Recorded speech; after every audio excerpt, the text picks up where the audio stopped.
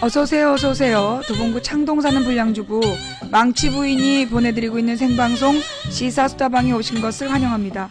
반갑습니다. 감사합니다. 어서오세요. 아직도 월요일 오전 11시에 월요일 생방송 하는 거 모르고 안 오고 계신 분들도 많은데 그래도 잊지 않고 이렇게 달려와 주셔서 진심으로 감사드립니다. 반갑습니다. 감사합니다. 어서오세요. 제가 월요일에는 목 상태가 너무나 안 좋아서, 그러니까 오전에는 목 상태가 너무 안 좋아서 목소리가 조금 작더라도 양해를 부탁드리겠습니다. 네. 어서오세요, 어서오세요. 망치 부인입니다. 반갑습니다. 네. 추천해주신 여러분 대단히 감사드립니다. 현재까지 추천해주신 712분께 감사드리면서 과연 오늘은 몇 분이나 추천하실지 궁금하네요. 원래 망치부인 생방송은 평일 낮 2시였어요. 근데 이제 월요일만 오전 11시로 제가 바꾼 거예요. 그래서 수요일은 휴방을 하고 화, 목, 금 3일 동안 낮 2시, 월요일만 11시. 그게 이렇게 이해가 안 되시나 봐요. 네, 죄송합니다. 네. 자, 어서오세요, 어서오세요. 망치부인입니다. 예. 제가 월요일날 오후에 이게 제가 좀 이렇게 쉬고 화수목금 낮 2시에 할까 하다가 월요일마다 또 다뤄야 될 주요한 이슈들이 있으니 월요일 오전에라도 방송을 하자. 그래서 월요일 오전 11시에 생방송을 하고 있습니다. 그리고 화목금은 낮 2시에 방송을 하고 있고요. 네. 자, 이해가 되시죠? 월요일은 몇 시? 오전 11시. 화목금은 낮 2시. 네, 잊지 말고 시간 맞춰서 와 주시기 바랍니다. 자, 그러면 그러면 이제 오늘 망치부인 방송 시작을 해볼게요. 오늘은 시간이 많지 않은 관계로 한 2시간 정도만 방송을 할 건데요. 자, 일단은 이제 첫 번째 이야기는 지금 이제 정부에 계속된 공무원연금과 연계된 국민연금에 대한 공포 마케팅 부분, 그거에 대해서 일단 먼저 짚고 넘어갈게요. 지금 이제 우리가 여러분 지금도 아직도 지금 이제 그 국민연금 정부안 뭐새누리안 새정연안 뭔 말이야. 예. 그러니까 이게 지금 보니까 그때 세월호 특별법 때부터, 그러니까 이제 세월호 특별법 때도 마찬가지인데 얘네들이 퍼뜨리는 전술이 뭐냐면 그러니까 국민들이 이렇게 집중해서 보지 않으면 잘 모르잖아요. 특히나 이 국민연금 관련해서는 뭐 30년이냐 60년이냐 뭐 소득 대체율이 뭐냐 굉장히 어려운 전문 용어가 나와. 그러니까 어려운 부분을 막 돌리는 거야. 계속 어렵게 만들어갖고 국민들한테 관심을 끊게 하는 게 얘네들의 좀 작전인 걸로 보여요. 예.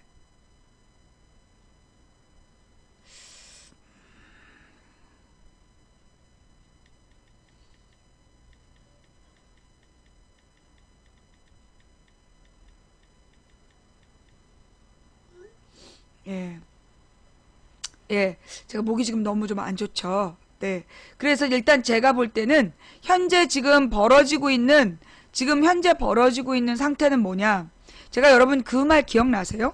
얘네들이 공공연금을 건드리는 목적은 뭘 건드리기 위해서다. 얘네들이 공공연금에 대해서, 그러니까 공무원연금을 흔든 이유가 실제로는 목적이 뭐다. 기억나세요?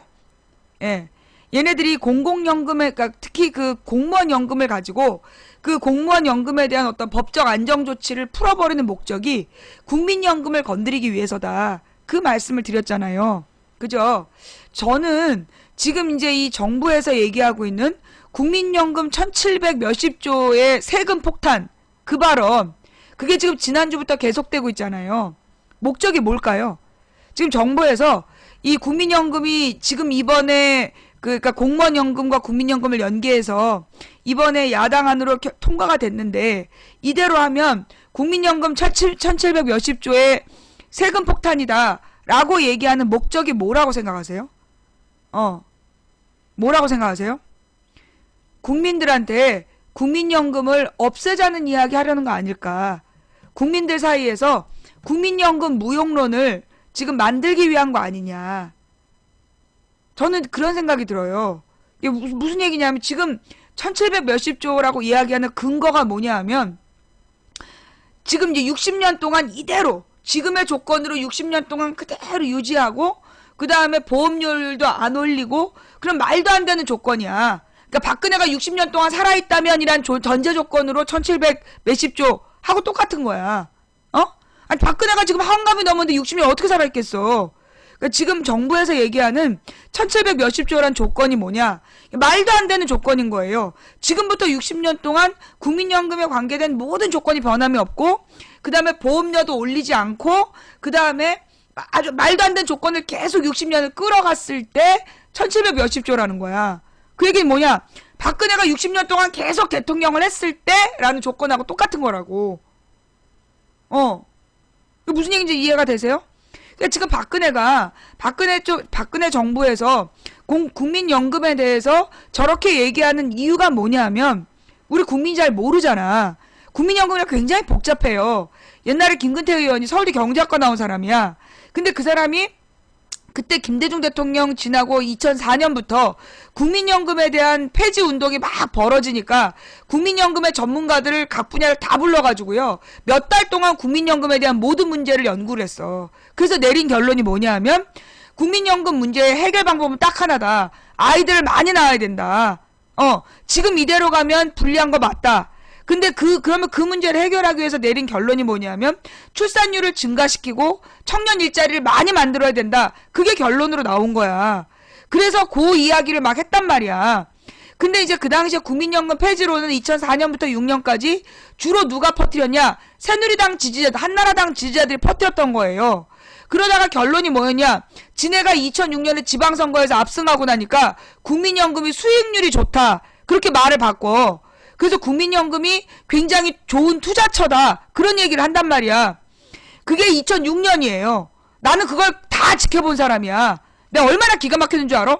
그러더니만 좋은 투자처다라고 얘기해서 2007년에 이명박이 집권을 해. 그 다음에 2008년부터 한 짓이 뭐냐면, 국민연금을 그 대기업에다가 대기업 주식 가격을 떠받치는 용. 한마디로 외국 사람들이 대기업 주식을 팔고 나가면 주식 가격이 떨어질 수밖에 없잖아. 그때 국민연금을 다 쏟아부은 거야. 그래서 국민연금으로 그 대기업의 주식 가격을 떠받치는 용, 주식 가격을 유지하는 용으로 국민연금을 막 쏟아부었단 말이에요. 자, 그렇다면 지금 이명박 5년 동안에 쏟아부어진 국민연금이 어마어마해. 그래서 지금 대기업의 1대 주주 혹은 2대 주주가 다 국민연금이야. 그러면 문제는 뭐냐? 자, 이건희 일가가 대기업 주식 배당금으로 천몇백억씩 몇천억씩 받았어. 그러면 지금 우리 국민연금도 그와 마찬가지로 그만큼의 주식 배당금을 받았는가? 이거 추적해봐야 되겠죠. 내가 몇 년째 그거 추적해서 결과 발표해달라는데 아무도 추적을 안 해. 대기업에다 이명박 때 5년 동안 투자한 국민연금의 총 금액, 그리고 그 국민연금을 투자해서 지금 1대 내진 2대 주주가 됐는데 국민연금이, 그러면 국민연금 배당금은 얼마를 받았는지 그거를 확인해야 될 거 아니야. 그런데 지금 그거를 확인해서 발표 나온 언론이 없어. 몇 년째. 그 주식 배당금 그거 국민연금이 얼마 받았냐고. 그거 확인해 봐야 돼요. 그래서 전체 대기업에 투자한 총 금액은 얼마이고, 거기서 받은 배당금은 얼마이고, 현재 주식 가격이 유지되면서 국민연금의 손실액이 얼마인지를 따져봐야 되는 거야. 근데 이게 어마어마한 큰 금액이라 엄두를 못 내는 것도 같아. 근데 좌우지간 이 새끼들이 5년 동안 까먹었단 말이야. 국민연금을 엄청 까먹었어. 자, 그렇다면 지금 국민연금을 대기업의 주식을 떠받치기 위해서, 가령 예를 들어 그런 거예요. 옛날에 2010년에 천안함 사태가 발생했어. 천안함 사태가 발생해가지고 이명박이 처음에는 북한이 안 그랬다고 버티다가 조선일보와 협박을 받고, 지방선거가 6월 2일인데 6월 2일에 일주일 전 5월 25일경에 그 전쟁 기념관에서 나와갖고 천안함은 북한 탓이라고 발표를 해요. 그러면서 전쟁도 불사하겠다는 선언을 한 거야. 그날 외국인 투자자들이, 그날 그 2010년 5월에 그날 하루 동안 외국인 투자자들이 주식을 다 던져버린 거야. 그래가지고 그날 하루 동안에 사라진 주가 총액이 29조 원이야. 그러니까 주식값이 떨어져가지고, 주가 총액이라는 게 뭐겠어? 주식 한 주당의 가격들을 다 합쳤을 때 우리나라 주식시장의 주가 총액이잖아.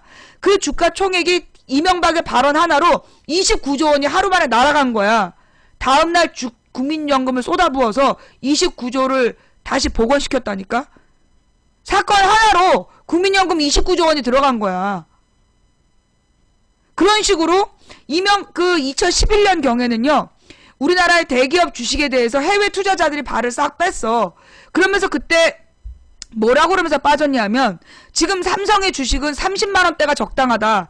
그런데 130만원대까지 올라간 거는 거품이다. 한국 주식이 지금 이 거품 때문에 큰 경제적인 위기가 올 거다. 그런 얘기를 하면서 2011년에 철수한 외국 투자자들이 있었어요. 그것도 언론에 나왔단 말이야. 그런데 그러면서 외국 투자자들이 한국의 대기업에 대한 주식을 팔면 그걸 국민연금이 다 사들인 거야. 기억나죠? 그 기사. 그러면 그런 식으로 지금 국민연금에서 총 대기업 주식에다가 주식 가격을 떠받치는 용으로 투자된 비용이 총 얼마냐? 그 다음에 그 주식 가격만큼 배당금이 얼마냐? 이거 지금 다 확인을 해서 그 손실액을 이명박과 그 정부에게, 이명박 정부에서 국민연금을 갖다 쓴 개씨발놈들 잡아가지고 그거 물어내라고 해야 되는 상황이야. 그런데 지금 박근혜 정부에서 하고 있는 일이 뭐냐? 이대로 국민연금을 계속 가면 어마어마한 세금 폭탄이 난다. 이거 뭐겠어? 지금 청년 일자리를 만들어야 되고 아이들의 출산율을 높여야 되는데 박근혜 정부에서 지금 출산율 높여? 지금 박근혜 정부에서 출산율 높이는 정책 피고 있나? 박근혜 정부에서 지금 청년 일자리 만드는 일 하고 있나? 안 하고 있잖아. 지금 노인들의 일자리만 만들고 있지 청년들 일자리 안 만드는 거야. 이게 노인 일자리하고 청년 일자리의 차이점이 뭐냐면, 노인 일자리는 아주 저급해. 몇십만 원짜리야. 몇십만 원 안 줘도 그 숫자를 늘릴 수가 있어. 그러니까 실업률을 줄였다는 개소리를 하기 위해서 노인들한테 싸구려 일자리를 만들어주는 거야. 대신에 청년들은 뭐냐? 청년들이 결혼을 해야 애를 낳고 그 애들이 미래의 국민연금 가입자가 된단 말이야. 그래서 청년 일자리를 없애는 거, 일자리를 만들어주지 않는 게 근본적으로 국민연금을 망치는 지름길이에요. 근데 박근혜가 거기에 대한 어떤 대책도 없이 지금 1700 몇십 조의 세금 폭탄이라고 얘기하고 있는 건, 지금 이대로 가면 새누리당이 재집권한다는 게 어려울 수도 있잖아. 그러니까 지금으로는 내가 볼 때 엄살인데, 지금 이대로 가면 새정치연합이 등신 같은 짓을 하고 야당이 전혀 통합이 안 되기 때문에 새누리가 또 집권할 수 있어. 하지만 지금부터 대통령 선거 때까지 국민들한테 국민연금에 대한 불안을 계속 가중시키는 거야. 그래서 다음에 지네가 정권 잡았을 때 그때 국민연금을 없애버리려는 거 아닌가? 지금 국민연금을 왜냐하면 지금 지네들이 물어내야 된단 말이야. 이명박 박근혜 정부에서 국민연금 손실액을 물어내야 되는데 지금 손실액을 물어내기에 어마어마한 금액이 쌓여있을 거라고. 지금 확인이 안 되고 있어서 그렇지, 지금 이명박 때부터 총 얼마를 국민연금에서 대기업 주식가격 떠받치는 용으로 투자했나? 그래서 그동안에 받은 주식 배당금은 얼마냐? 그리고 그 다음에 지금 주식가격이 떨어졌을 때 국민연금 손실액이, 예상 손실액이 얼마냐? 이거 따져보면 지네가 감당할 수 있는 금액이 아니야. 그러니까 지금 국민연금에 투자한 국민들이 작게는 몇천만 원에서 몇백만 원에서 몇천만 원까지 기본으로 투자한 국민연금을 지금 공정 분해시키려는 거 아니냐 라는 합리적 의심이 든다라는 거죠. 지금 국민연금에 대해서 공포를 확산시키는 목적이 단지 공무원연금을 깨기 위한 게 아니라는 거야. 이거 지금 국민연금에 대해서 투자된 대기업의 손실분, 그거에 대해서 책임지지 않기 위해서 지금 공포 마케팅 하는 거 아니냐? 왜냐하면 지금 패턴이요, 옛날에 국민연금 폐지운동 했을 때 국민연금 폐지운동 했던 애들을 다시 가동시키면 충분히 국민연금 폐지론으로 지네가 갈 수 있어. 지난 2010년부터, 그러니까 이명박이 집권했을 때부터 5년 동안 대기업은 재산이 5배씩 6배씩 올라갔단 말이야. 이제 발 빼겠다는 거지. 국민연금 물어내기 싫으니까 지금 발 빼려고 지금 국민연금 문 닫게 하려는 거 아니냐.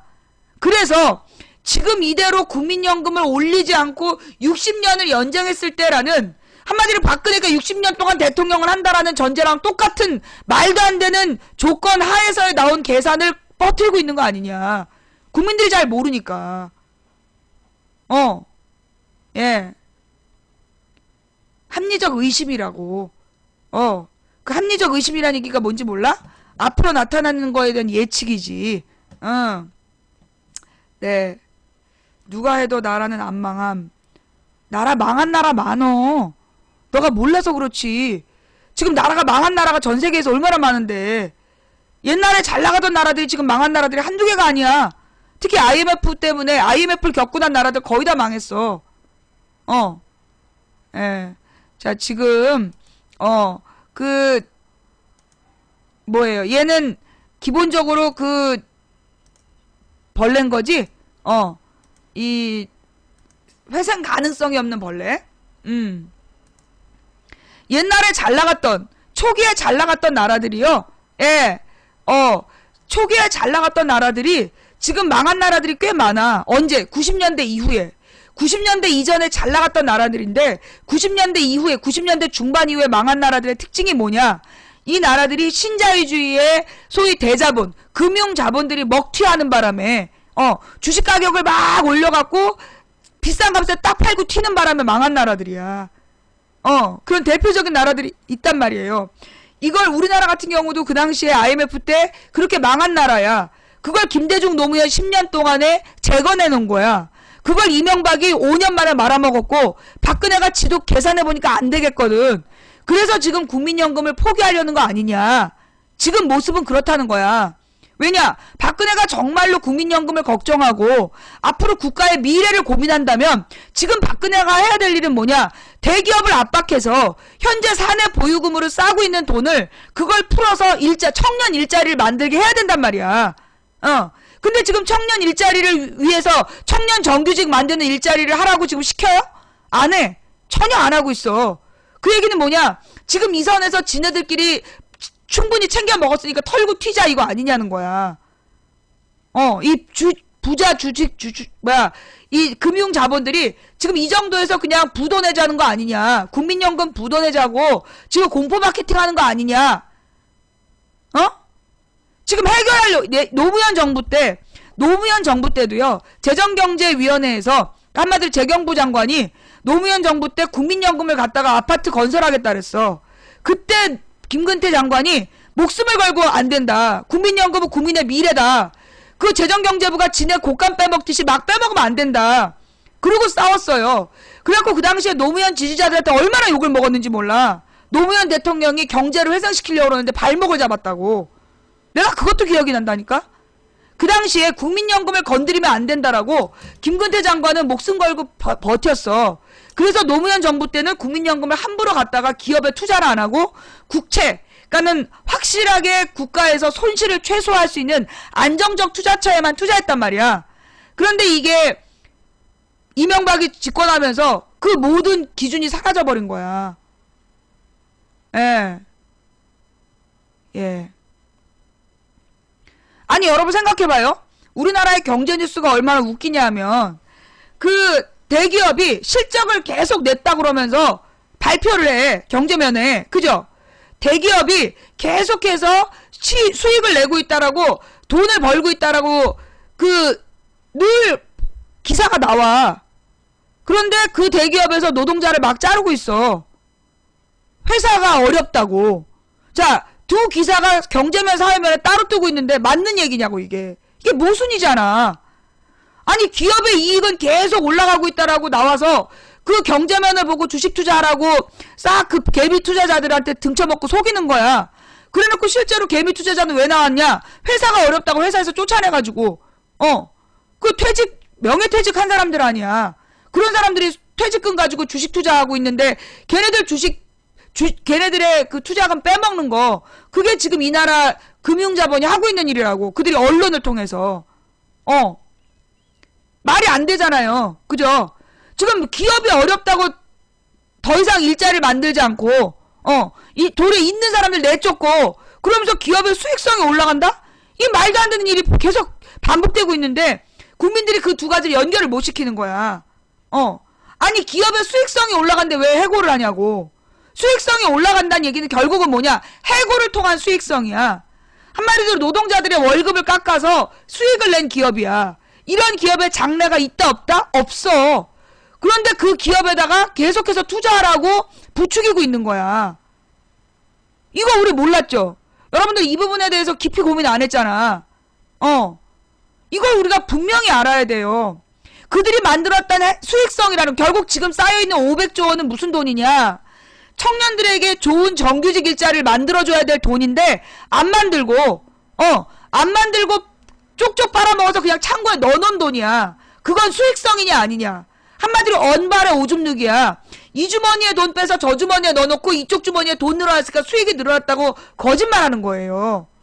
결국은 뭐냐, 이 회사는 내가 어젯밤에 꿈을 꿨는데 꿈속에 내가 어떤 건물 위에 있어. 건물의 높은 방에 있는데 내가 천재지변이 일어난다라는 걸 깨닫는 거야. 그리고 창밖을 내다봤더니 정말 이 건물의 지반이 무너지고 있는 거야.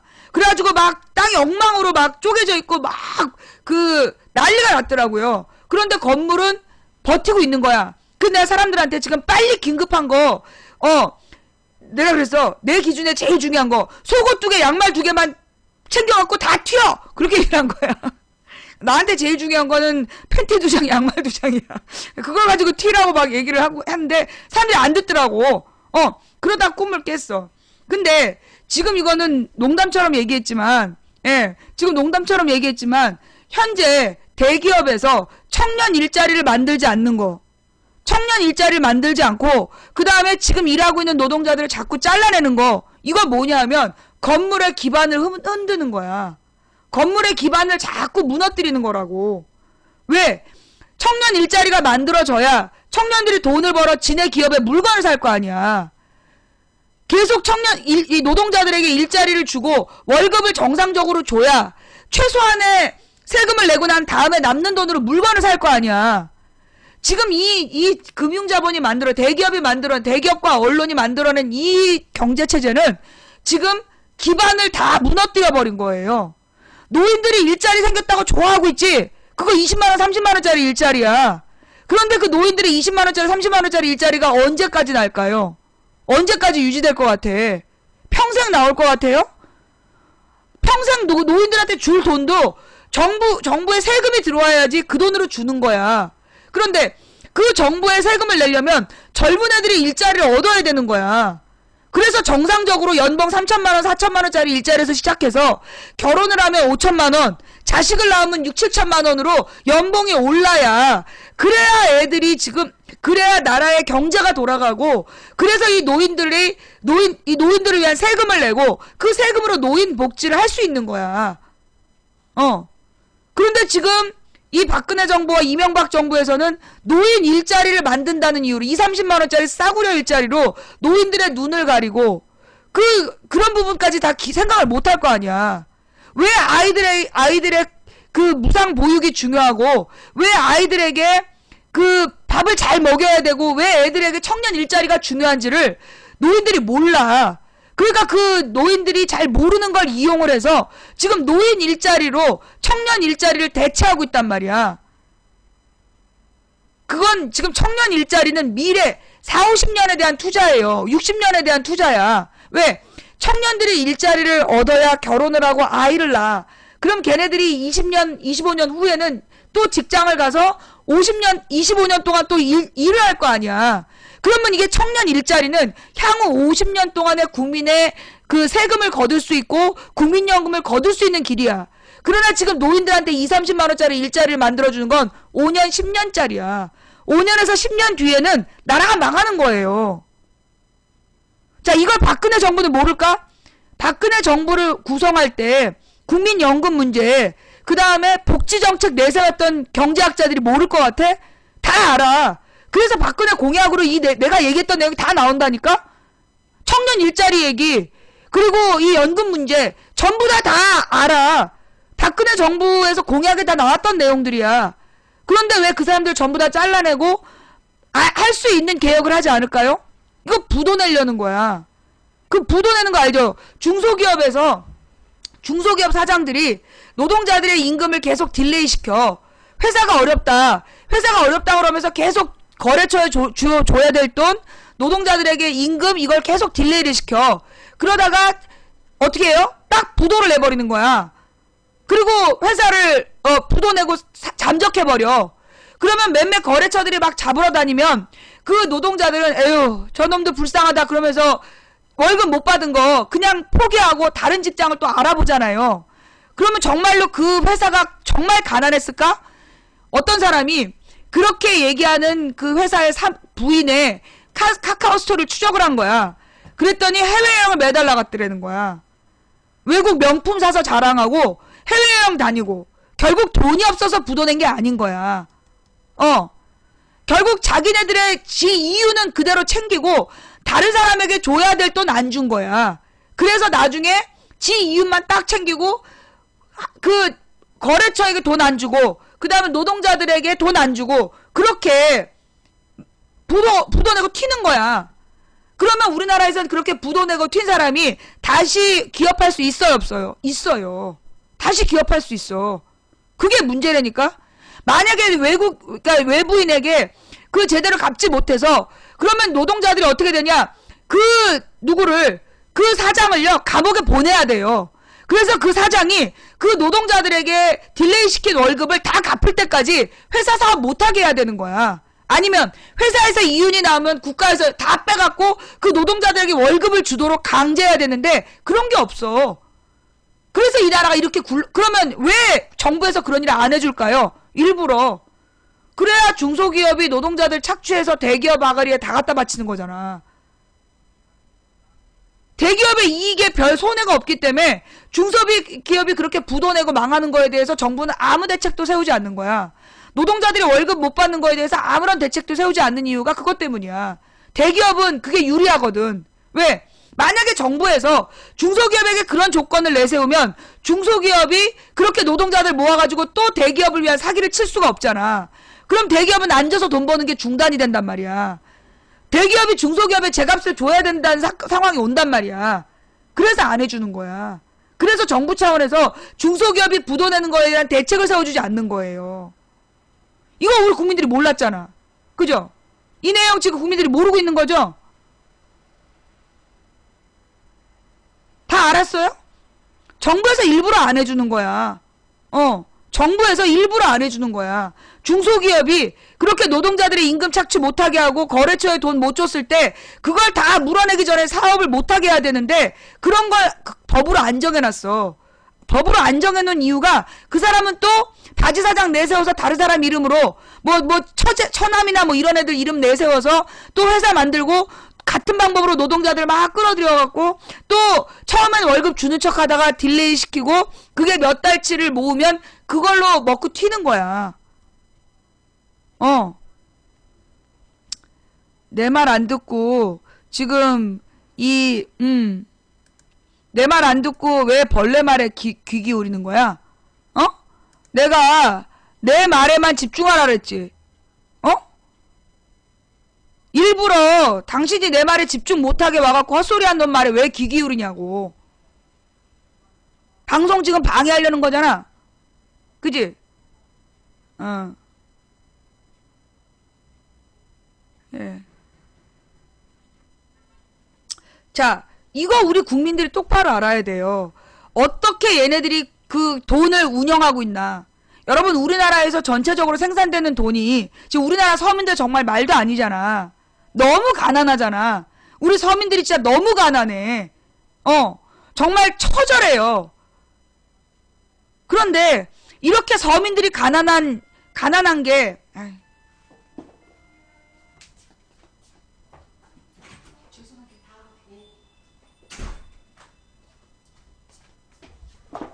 지금 이렇게 서민들이 가난한 게 우리나라 전체에 돈이 없어서냐? 아니라니까. 지금 우리나라에서 기업이 벌어들인 돈의 총액은요, 세계 11위 규모라고. 우리나라 지금 대기업들이 벌어들인 돈이 우리나라의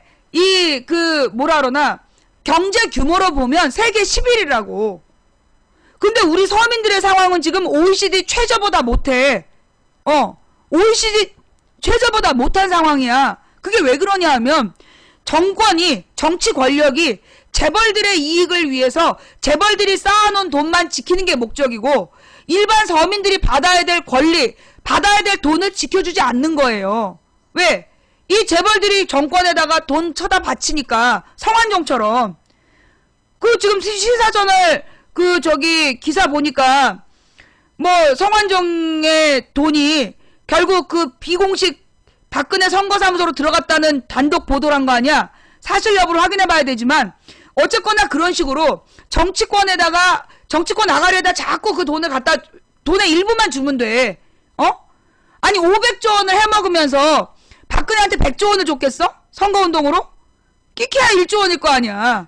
1조 원만 박근혜한테 주고 박근혜나 이런 대통령 하겠다는 애들한테 1조 원만 주고 지네가 499조 먹는 거야.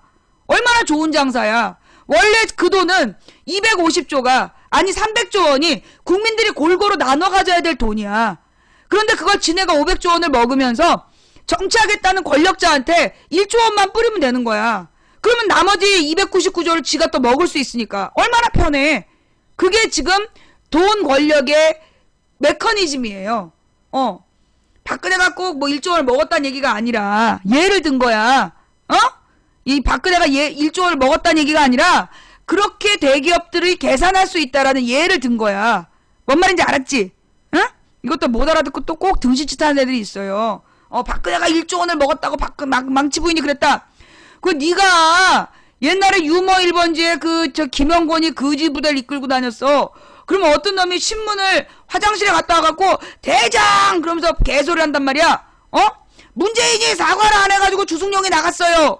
그러니까 문재인 대표 얘기하고 이 주승용 정청래 얘기하고 막 섞어가지고 대충 얘기하는 그런 코미디 프로가 있었어. 그런 식으로 듣는 거야. 지금 종편이나 새누리당 지지자들의 특징은 이 말을 잘 못 알아들어. 자, 무슨 얘기인지 알겠죠? 지금 대기업이 갖고 있는 돈, 사내 유보금, 그 돈은 원래 국민들 돈이야. 노동자들이 받아야 될 돈이고 정직한 중소기업이 받아야 될 돈이야. 그런데 그 돈을 몽땅 다 지네 창고에 쌓아두고 있는 거야. 그러면 정부에서 그 돈을 세금으로 뺐든 아니면 이 중소기업이나 이런 부도난 중소기업들에게 갚으라고 강제를 해야 되는데 그런 게 있어요, 없어요? 도리어 박근혜가 대통령이 돼서 3년 동안 2년 반 동안 제일 많이 한 말이 뭐야? 규제 완화. 규제 완화가 뭐야? 대기업에 대한 규제, 대기업이 중소기업에게 의리를 지켜야 된다라는 그런 규제를 없애라고. 그게 박근혜가 3년 동안 제일 많이 한 말이야.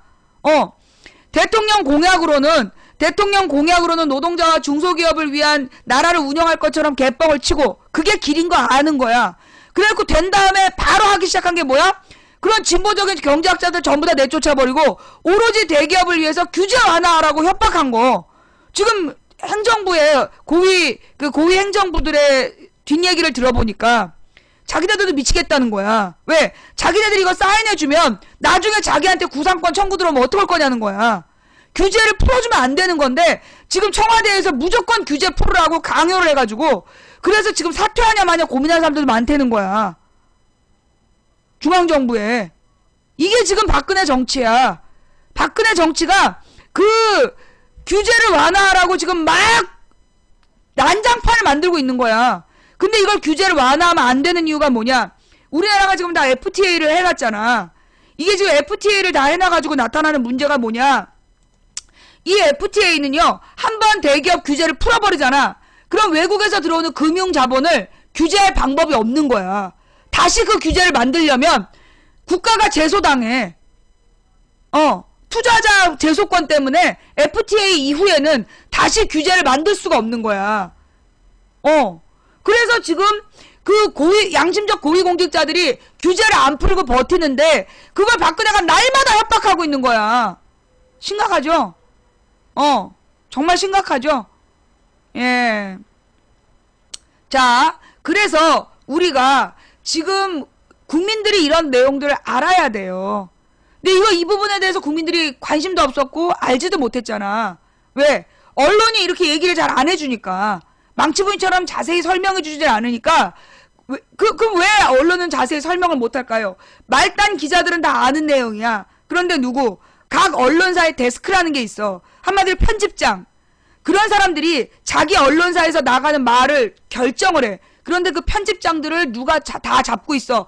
재벌들이 잡고 있는 거야. 언론사 편집장 정도 되면 또는 막 대기자 정도 되면 재벌들이 월급 줘. 용돈 줘. 관리를 해. 그래서 언론의 보도를 통제하는 거야.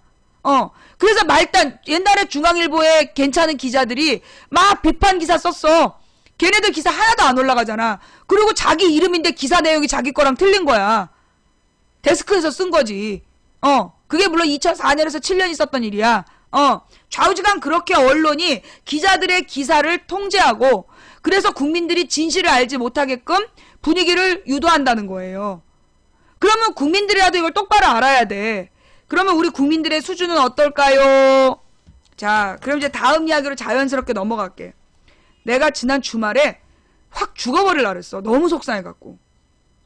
왜 확 죽어버릴라 그랬냐면 사실 이제 지난주에 계속 저쪽에서 종편이 주도한 게 뭐예요? 김대중 지지자하고 노무현 지지자를 뭐라 그러나 흠집내려는 거. 4월 30일에 천정배가 당선되자마자 그때부터 5월 첫째 주까지 계속 퍼뜨린 게 뭐야? 호남신당론. 그죠? 그 호남신당론을 계속 퍼뜨렸는데 내가 그 호남신당론이 얼마나 말 같지도 않은가. 그걸 지난주에 내내 내가 마크한 거 아니야. 그래서 김대중 지지자와 노무현 지지자가 한마음 한뜻으로 모여서 정말 야권 분열의 시도를 이겨내고 새로운 야권을 만들어야 된다라고 우리가 동의를 했는데 마침 그날 밤 정청래가 사고를 친 거야. 정청래가 금요일날 정청래가 그 주승용이라는 소위 이제 그 박지원 아바타 주승용한테 막말을 퍼부어버렸어. 여러분 공교롭게도요. 그 시간이 홍준표가 검찰에 출두한 시간이야. 홍준표 뉴스로 도배가 돼야 되는데 정청래의 막말 때문에 홍준표 얘기 쑥 들어가고 그리고 유승희가 그 사람 정상이야? 유승희라는 사람 정상이에요? 그 상황에서 노래가 나와? 그 미친 거 아니야? 대한민국 국회의원이 돼가지고 최고위원회가 돼가지고 그 상황에서 연분홍 치마 노래가 나와? 그 동네 주민들이 내년에 정리 좀 해줬으면 좋겠어. 아주 내가 야권 지지하는 개쪽이 팔려 아주 그냥. 뭐하는 사람이야 그거. 좌우지간 그 연분홍 치마 때문에 새정치연합이 뭐가 됐어. 그 정청래가 주승용한테 공갈 사태라고 막말했어. 주승용이 삐져서 또 나갔어. 그 와중에 연분홍 치마가 봄바람에. 그래서 종편이 지난 주말 내내 뭐라는 줄 알아? 봉숭아 야당이래. 봉숭아 야당. 내가 볼 때는요.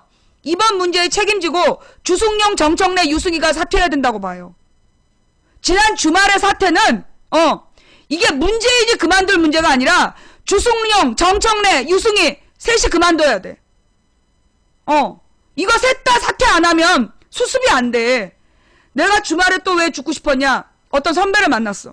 이 선배가 새정치연합 옛날 당원도 했던 사람이야. 그런데 자기 내년 선거에서 새정치연합 아무도 찍지 말라고 이 사람이 이 사람의 목소리를 듣는 게 수천 명이야. 수천 명한테 자기는 새정치연합 찍지 말라고 선거운동 할 거라는 거야. 그 연분홍 치마 때문에 너무 쪽팔려갖고 그래서 탈당계 내고 그리고 자기는 새정치연합에 대해서 찍지 말라는 선거운동 할 거래. 이대로는 안 된다. 새정치연합의 그 꼬라지로는 이거는 투표해주면 해줄수록 그런 미친 연놈들이 계속 목숨을 부지한다.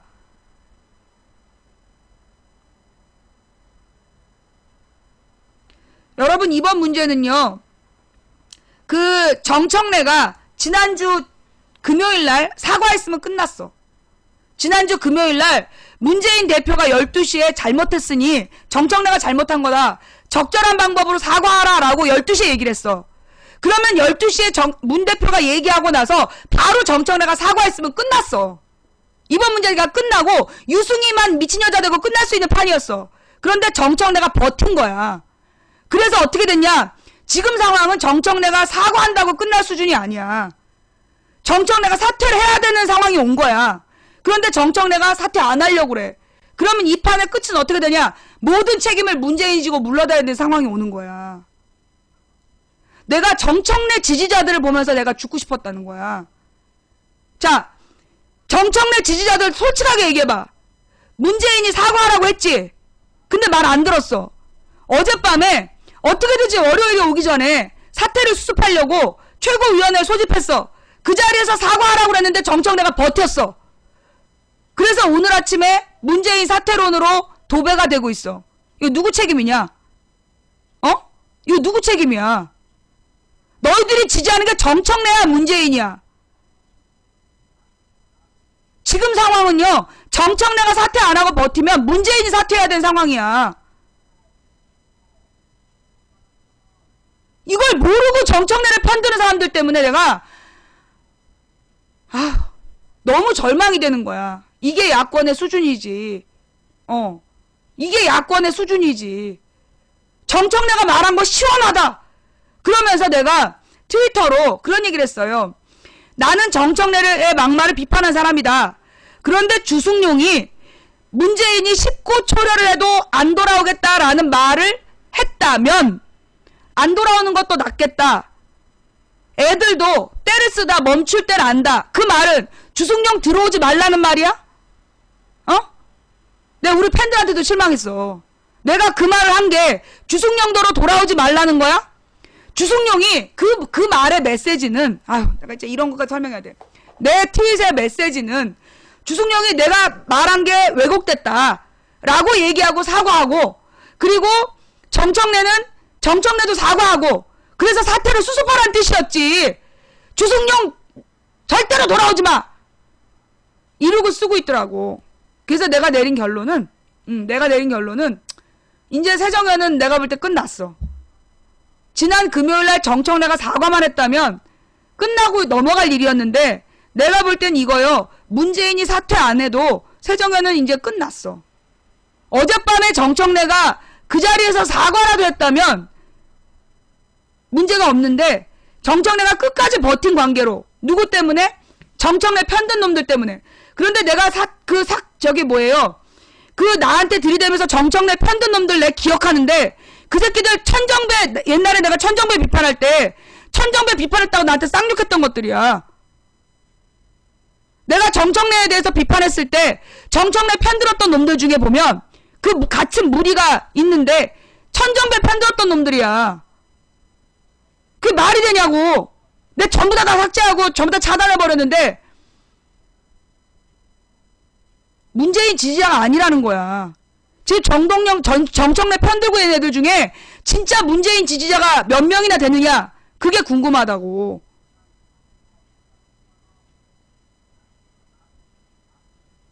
지금요, 국민 분위기가 지금 이제 지난 주말에 막 정청래가 잘했다 파, 그 다음 정청래가 잘못했다 파, 막 논쟁을 벌였어. 그래서 국민들이 내린 결론은 뭐냐면 등신 새끼들 다 뒤져라. 그게 결론이었어. 주말에 그 정청래파가 주승용과 호남 다 나가라! 그러면서 지랄을 했잖아. 호남은 호남대로 TV조선에 나가가지고 문재인 사퇴해라! 지랄 연병을 했어. 결론이 뭐냐, 국민들이 등신 새끼들아 다 뒤져라야. 그죠? 국민들이 내가 어젯밤 느낀 건 그래. 국민들이 정말 천하의 등신 새끼들이다. 정청래 파나 주승용 파나 천하의 등신 새끼들이다. 너네 그냥 나가 뒤져라. 그게 국민이 내린 결론이야.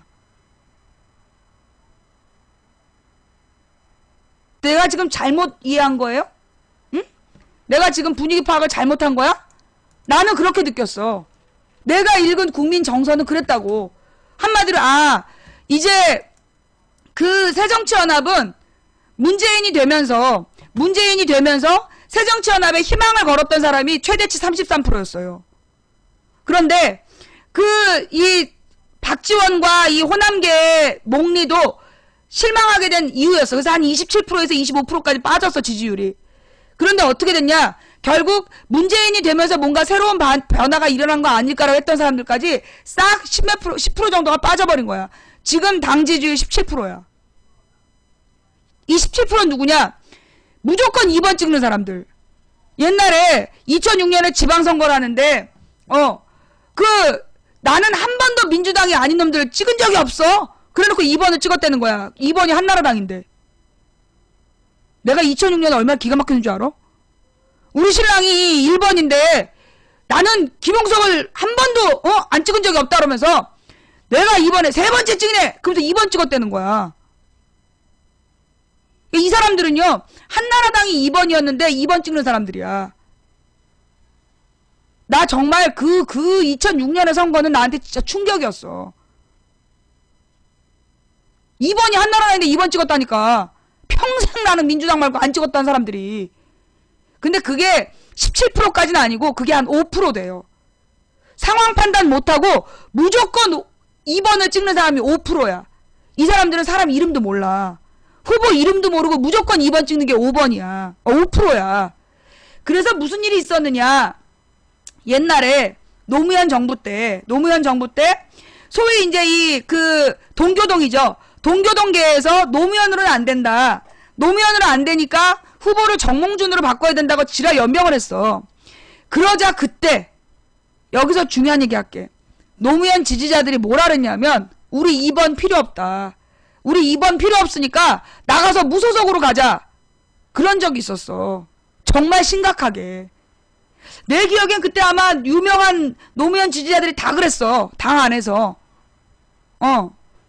그래서 그 당시에 노무현 대통령이 국민 경선으로 후보가 됐는데 동교동에서 노무현으로 안 되니까 정동영으로 갈아타자고 개지랄 할 때 그때 노무현 지지자들이 막 화가 나가지고 동교동이랑 동교동계하고는 저 난닝구 새끼들하고 도저히 같이 갈 수 없다. 그러면서 뭐라 그랬냐.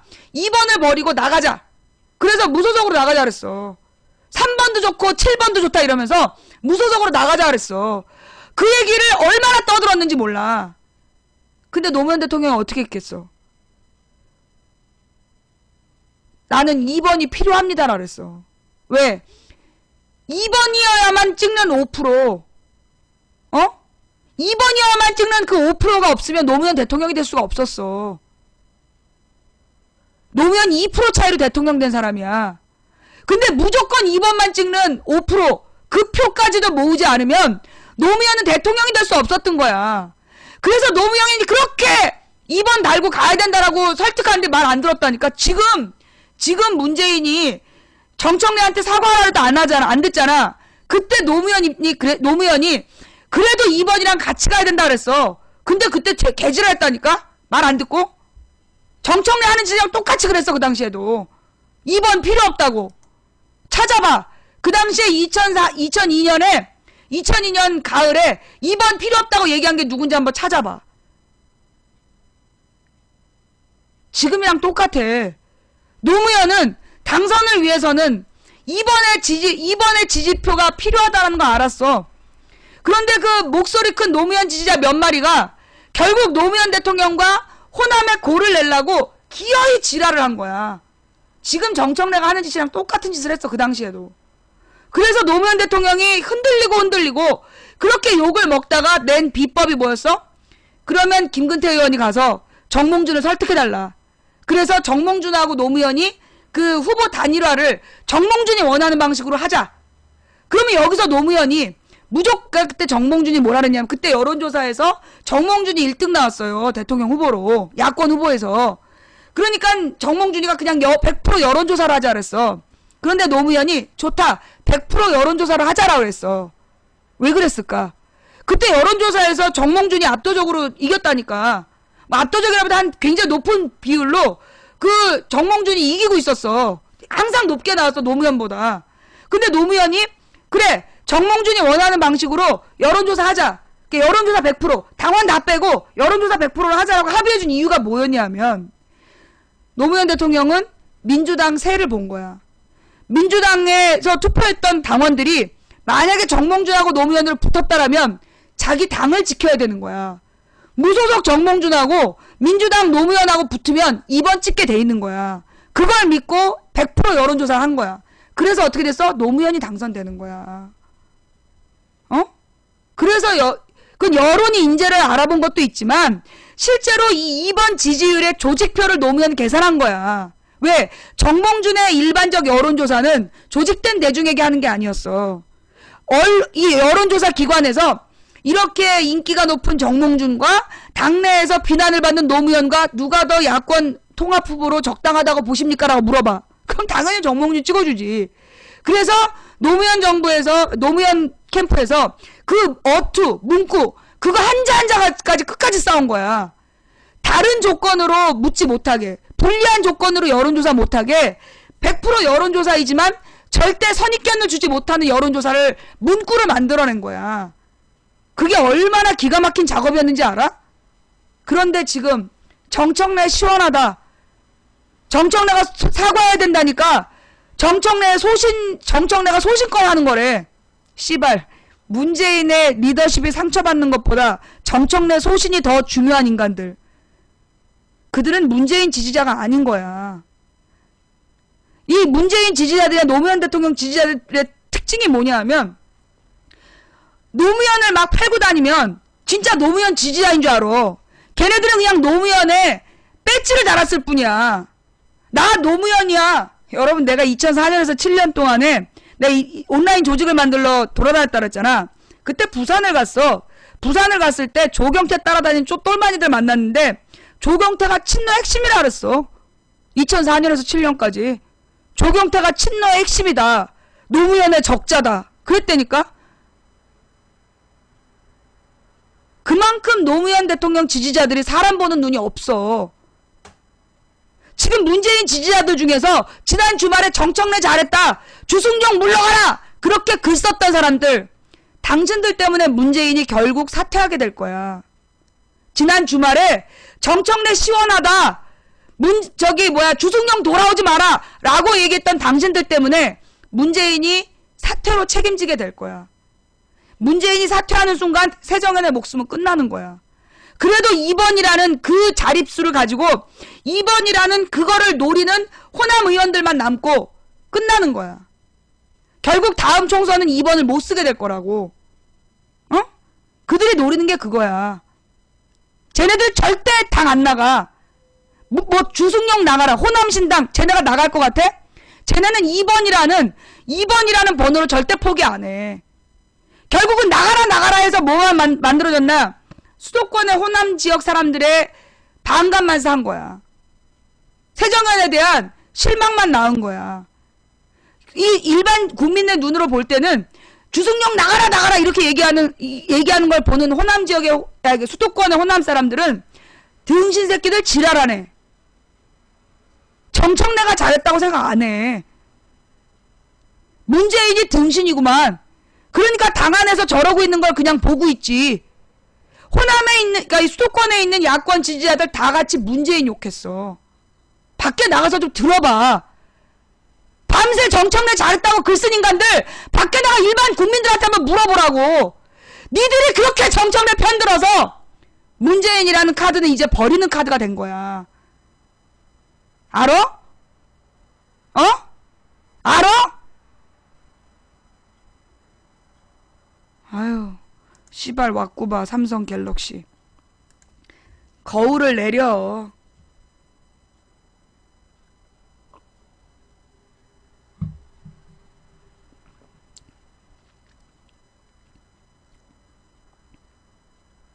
기가 막히죠?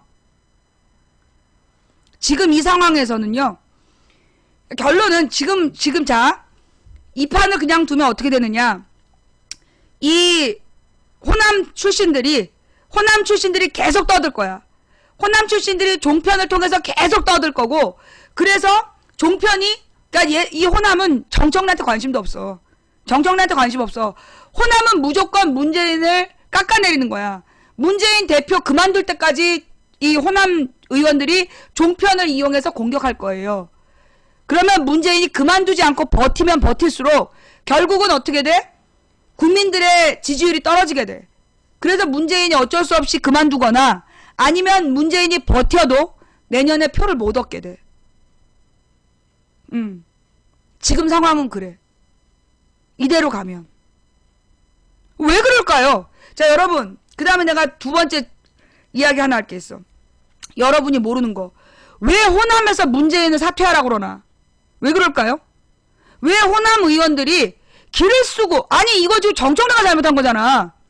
정청래가 잘못했고 문재인이 사과하라고 했고 어저께 사과하는 최고위원회까지 만들었어. 근데 정청래가 사고 치는 거잖아. 그러면 정청래를 사퇴하라고 해야 되잖아. 그런데 왜 문재인을 사퇴하라고 저렇게 지랄할까요? 뭐 때문이야? 공천권 때문이야. 공천권. 그러면 문재인이 자기 사람한테만 공천할 사람이야? 아니야. 문재인이 자기 사람한테만 공천할 사람이 아닌데 그래도 문재인 사퇴하라고 하는 거야. 왜? 지네가 지금 문재인이 하려는 시스템화에서 공천을 못 받아. 한여름 무슨 일이 있었냐면 그때 왜 문재인 그 뭐였지? 문재인이 대통령 후보 될 때 그때 이제 5번에 걸쳐서 전화를 하는 문재인이 대통령 후보 될 때였지. 그게 언제인지 기억이 안 나는데 5번에 걸쳐서 중앙당에서 전화를 해. 그러면 전화를 받고 투표를 할 수 있었어. 그런데 그때 그 문재인의 그러니까 그 당시 문재인 당대표 맞아. 그때 특정 후보의 지지자들만 그 전화를 못 받았다. 기억나요? 그러니까 2012년 8월이었어. 내가 사실은 그때 이야기를 또 할게요. 2012년 잠깐만 지금 추천한 사람 몇 명이야? 2,000명 가까이 보고 있는데 1,700명? 1,800명 보고 있는데 추천은 1,176. 역시 오늘도 700명의 요원들이 자리를 차지하고 있어. 아직 투표 안 한 인간들아 알지? 오늘 밤 무슨 일이 벌어질지? 자 투표들 하시고요. 내가 2012년에 뭐라 그랬냐면 그 문재인으로는 대통령 선거를 이길 수 없다. 그런 얘기를 했어. 그 왜 그랬냐 하면 문재인이란 사람이 그 전쟁형이 아니야. 전투형이 아니야. 문재인이나 한명숙 같은 경우는 전쟁형이 아니라 관리형이야. 관리형 인사는 전쟁을 못해. 그런데 2012년 대선은 박근혜라는 적을 상대로 해야 돼. 근데 박근혜는 어려서부터 전투형으로 키워진 애야. 권력을 위해서 키워진 애이기 때문에 60년을 전쟁만 생각한 애야. 그런데 문재인은 보좌역이지 부관 역할이지 절대 장수의 전략을 짤 수 있는 사람이 아니야. 결국 그 둘이 딱 부딪히는 대선 토론회 기억하죠. 그때 박근혜가 국정원 여직원 문제로 개소리를 할 때 그때 문재인이 뭐라 해야 돼? 지금 박근혜 후보가 국정원 여직원이 댓글을 단 건 없다고 나왔다라고 말씀하셨는데 그거 어디서 그 출처가 어딥니까? 그 한마디만 했으면 문재인이 지금 박근혜 후보가 이야기한 국정원 여직원이 댓글을 달았다는 증거는 없는 걸로 나왔지만 이라는 그 말의 출처가 어디냐 한마디만 했다면 박근혜는 그 다음날 죽었어. 그 한마디로 죽일 수 있었어. 그런데 문재인이 그 상황에서 박근혜를 계속 밀어붙이면 미안했나봐. 그 말을 못해서 결국 다음날 어떻게 됐어요? 문재인은 허위사실 유포자로 3일 동안 욕먹고 끝난 거야.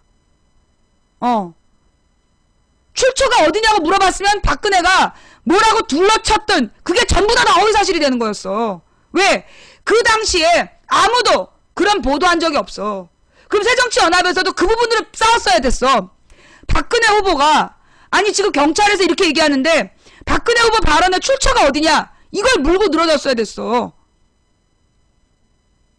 그러면서 허위사실 유포라고 막 그 선관위에 고소하고 그렇게 나갔다라면 괜찮았는데 그렇게 못한 거 아니야. 내가 그래서 그건 문재인의 한계였어요. 문재인이란 사람의 성품의 한계야. 지금도 마찬가지야. 지금 내가 문재인이고 문재인의 지위라면 나는 정청래를 제명시키겠다고 얘기할 거야. 내가 문재인이면 사과해라. 문재인이 당대표로서 5일날 사과하라 그랬어. 8일날. 근데 정청래가 안 하고 버텼잖아. 그러면 이거에 대해서 이건 매우 심각한 당 기강의 문란 사건이다. 정청래가 언제까지 사과하지 않으면 정청래를 제명하겠다. 라고 했어야 돼. 그러면 정청래 때문에 지금 막 이게 바로 호남의 패권주의다. 그러면서 당내에서 퍼지고 있는 공포. 야 정청래 하는 짓거리 봐라. 저거 내년에 지네들이 권력 못 잡으면 각 지역에서 벌어질 일이다. 라고 스멀스멀 퍼지는 그 공포를 와 문재인이 자기를 지지한 정청래를 잘라내네? 라고 닫을 수 있었어. 근데 문재인이 그렇게 못하는 사람이야. 문재인은 기본적으로 죽이질 못해. 누구의 목을 쳐야 될 때 못 치는 사람이야. 그래서 내가 문재인은 대통령 후보가 안 된다 그랬던 거야. 그러면 문재인으로 갈 수 없으면 어떻게 해야 되냐. 그때 이해찬하고 박지원이 둘 다 뭘 약속했냐면 박지원이 원내대표 나가면서 약속했고 이해찬이 당대표 하면서 뭐라 그랬냐. 지금처럼 문재인, 손학규, 김두관 이렇게 치르는 대선으로는 흥행 못한다. 그러니까 이인영, 박영선을 끌어들이겠다 그랬어. 그럼 이인영, 박영선 왜 필요했느냐? 실제로 손학규, 김두관은 약했고 문재인하고 이 박영선, 이인영이 들어가면 기존 판이 달라지기 때문에 관심을 끌 수 있었단 말이야. 그런데 이해찬하고 박지원이가 원내대표 되기 전에 그렇게 약속해놓고 된 다음에 쌩 까버렸어. 그래서 내가 그때 6월에 뭐라 그랬냐? 이해찬이 당대표 되고 박지원이 원내대표 돼서 만약에 이인영, 박영선을 끌어들여서 이 대선 경선을 하게 되면 흥행에 성공할 수 있다. 그러다 막판이 되면 내가 그때 분명히 그런 말도 해. 그때 그 6월 10일인가 18일인가 둘 중에 하나인데 막판에 노무현에 대한 그 문제가 터질 거다. 노무현으로 저놈들이 발목을 잡으려고 할 거다. 그때 문재인이 3등하는 이인영한테 양보를 하면 1등이 3등한테 양보했기 때문에 그 대선판이 달라질 수 있다라고 내가 얘기했어. 그런데 내가 이인영 개라고 그러면서 개지랄 하더라고. 결국 막판에 어떻게 됐어? 내가 얘기한 대로 됐잖아. 문재인 대선 막판에 노무현 NLL 문제 터졌고, 그지? 그때 기억나요? 내가 그 말했던 거 기억나? 내가 6월 10일하고 18일 방송에 얘기했던 거 기억나세요? 그때 들었던 사람들. 기억 안 나? 내 2012년 방송을 가서 찾아봐. 내가 그때 분명히 그렇게 얘기해. 문재인은 표현도 그랬어. 결정적 순간에 적장에 목을 벨 수 없는 사람이기 때문에 문재인으로는 대선 이길 수가 없다. 상대는 박근혜다. 그래서 젊은 남자로 가야 된다. 근데 젊은 남자가 그냥은 안 될 거다. 그 당시에 여론이 문재인 1등, 박영선 2등, 이인영 3등이었어. 내가 본 수가.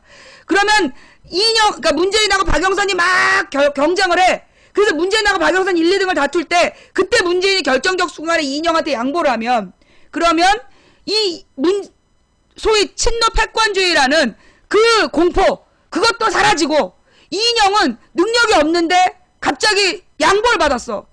박원순이 되는 수하고 똑같은 수가 나왔던 거야. 박원순이 시장 되던 수. 내가 그래서 그 수를 놔야 된다 그랬는데 박지원도 이해찬은 그냥 문재인으로 만족했고 박지원도 손학규를 찍은 거 지지한 거지. 그래서 결국 대선판이 망가진 거야. 내가 그걸 6월 말에 알았어. 6월 말에 지금 그렇게 이해찬, 박지원이 약속해놓고 이것들이 지금 그 약속을 어기고 문재인으로 가려는구나. 문재인 손학규 체제로 가려는구나. 그래서 내가 6월 마지막 주에 2012년 6월 말에 막 쌍욕을 해요. 야, 이 등신 새끼들아, 너네 대선 진다. 문재인으로 안 된다고 내가 몇 번 말이냐 막 쌍욕을 해. 그랬더니만 문재인 지지자들이 그렇게 얘기하면 어떡하냐고. 이왕 이미 물 건너갔는데 그렇게 너무나 예단해버리면 어떡하냐 그러면서 혹시 그게 그 안철수가